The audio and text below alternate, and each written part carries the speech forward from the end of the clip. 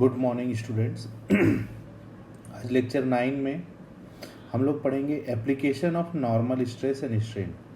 तो आपको याद होगा हमने लास्ट वीडियो में पढ़ा था कि नॉर्मल स्ट्रेस और नॉर्मल स्ट्रेस क्या होता है। नॉर्मल स्ट्रेस होता है फोर्स पर यूनिट एरिया।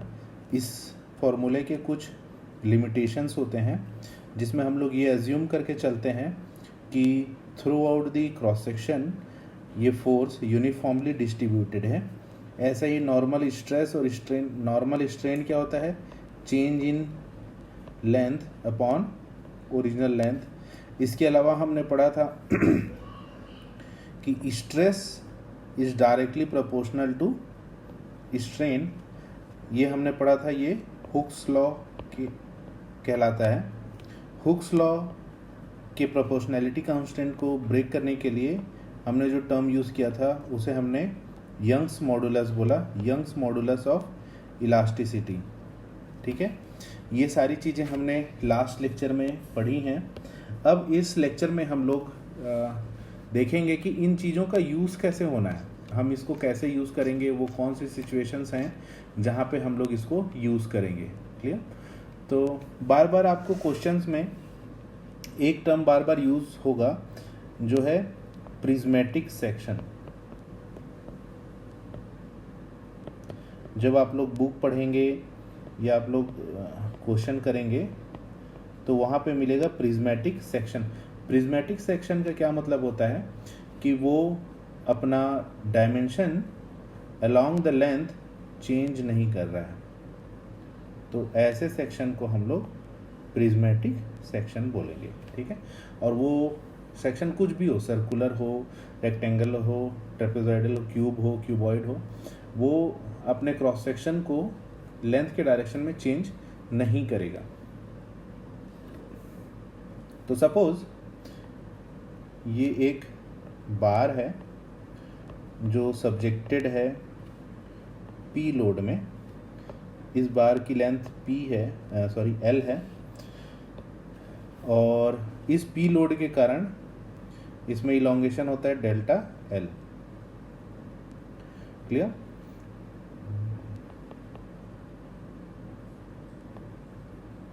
ये इलोंगेशन इसमें आया। तो ये सब फॉर्मूला हम लोग कैसे लिख सकते हैं, ये मतलब क्या रिलेशन होगा फोर्स और इलोंगेशन में। सो डेल, और जो हम लोग यहाँ यूज़ किए delta L is equal to क्या रिलेशन होगा फोर्स के फंक्शन में। ठीक है, ये हमको निकालना है। तो इससे हमको क्या पता चल जाएगा कि हम किसी भी मेंबर में हम लोग ये मान के चल रहे हैं कि इसका elasticity, modulus of elasticity E है। ठीक है, हमको ये पता चल जाएगा कि कितना फोर्स लगाने से कितना इलोंगेशन आएगा। तो हमको ये पता है कि जो स्ट्रेस आएगा वो कितना आएगा, P/A, और A क्या है, इसका क्रॉस सेक्शन एरिया। अब ये जो भी हो P/A, हमको ये भी पता है कि strain is equal to delta L/L। इसी को हम लोग डेल भी लिख सकते हैं। और हमको ये भी पता है कि स्ट्रेस और स्ट्रेन एक दूसरे से कैसे रिलेटेड हैं। Stress is equal to E times of strain. तो जब हम ये दोनों वैल्यूज़ यहाँ पे पुट करेंगे तो हमको क्या मिलेगा, P/A is equal to E times of del L/L,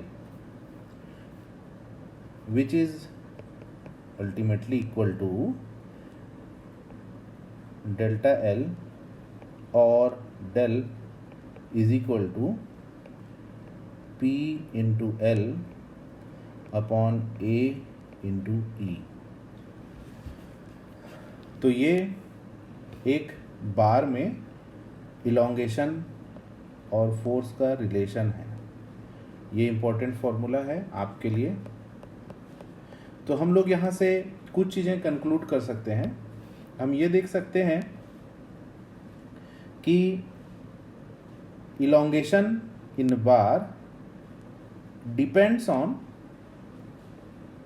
P, L, A और ई।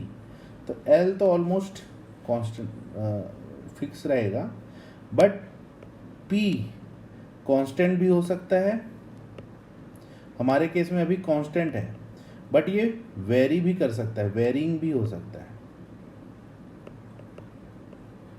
सिमिलरली लेंथ के साथ साथ क्रॉस सेक्शन फिलहाल हमारा कांस्टेंट है, बट ये वेरी भी कर सकता है। और सिमिलरली ई भी फिलहाल हमारा कांस्टेंट है और ये वेरी भी कर सकता है।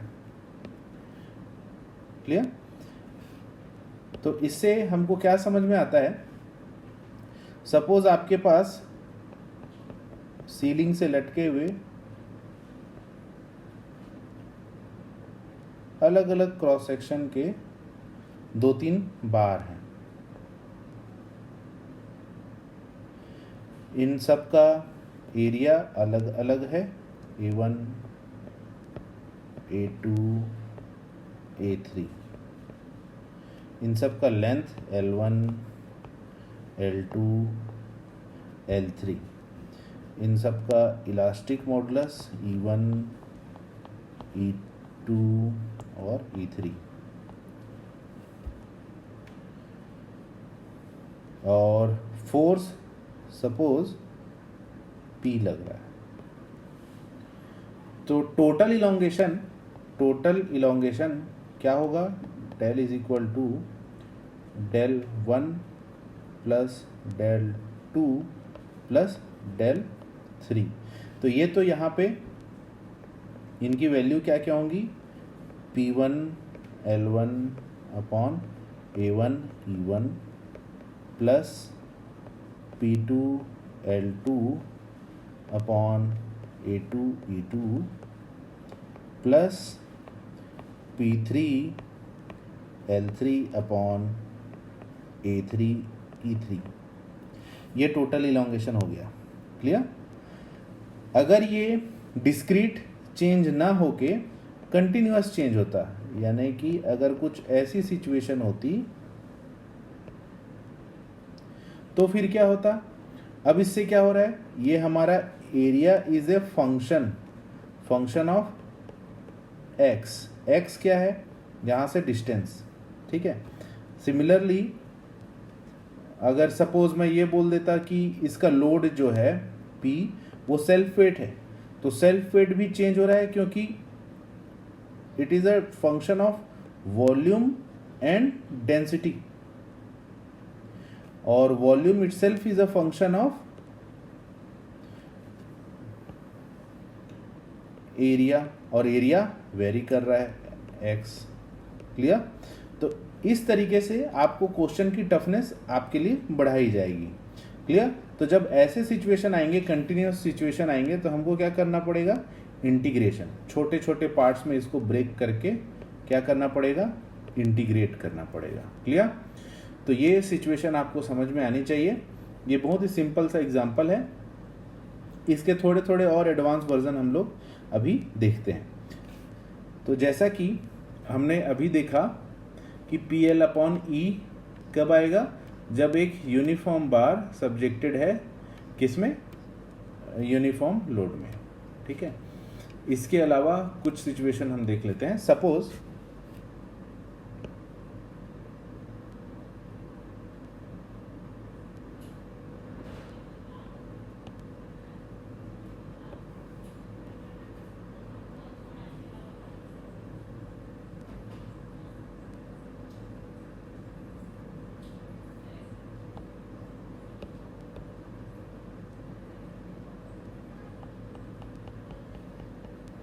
एक बार है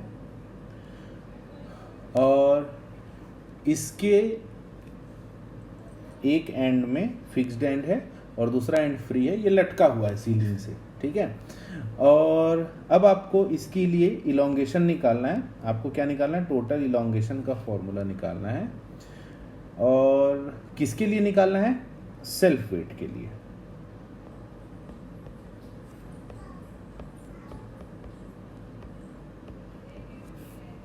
सेल्फ वेट के लिए, ठीक है। और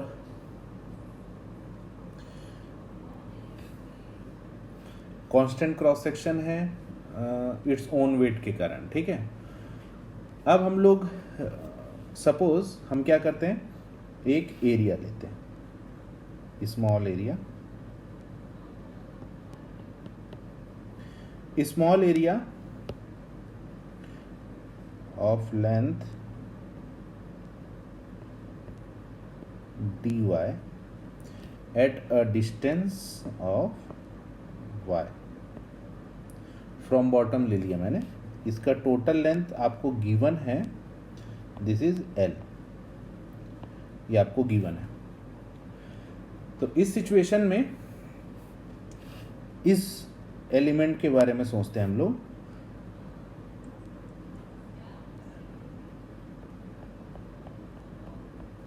इस एलिमेंट को, ये ऊपर से तो फिक्स है, इस एलिमेंट का लेंथ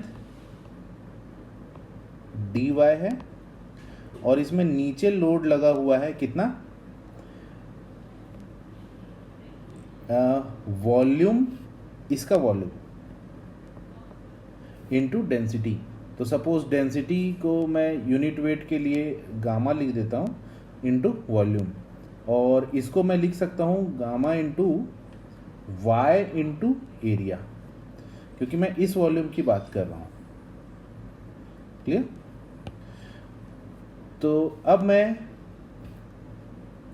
डी डेल्टा की बात अगर करूँ तो वो क्या होगा, पी एल अपॉन ए ई, क्योंकि इस एलिमेंट में हमने ये माना हुआ है कि फोर्स कांस्टेंट है। तो P की वैल्यू कितनी होगी, ए वाई इंटू गामा, और टोटल लेंथ कितनी है इसकी, डी वाई, और ए ई एरिया, तो एरिया है। क्लियर? और ये वेरी करेगा, y की वैल्यू कहाँ से कहाँ तक वेरी करेगी, y की वैल्यू 0 to l। तो अब टोटल इलोंगेशन क्या होगा, total elongation will be equal to integration of dl from 0 to l, which is equal to integration from 0 to l a y gamma dy upon a e, which gives us